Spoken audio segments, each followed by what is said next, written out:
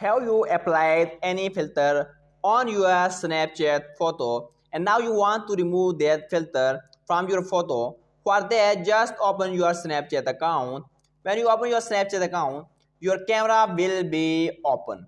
Now what will you do in order to remove filter from your photo?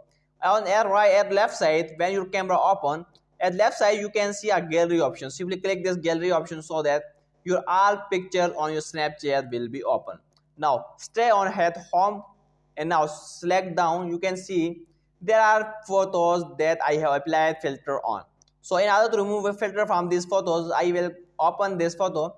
When you open this, just click on this drop down menu. After clicking this drop down menu, now just slide from left to right or right to left on your screen. When you slide from left to right, you can see many new filters are applying on this photo.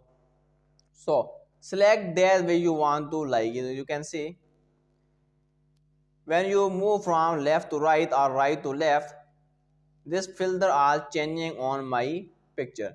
So select the one which have no filter or just select anyone that you liked most.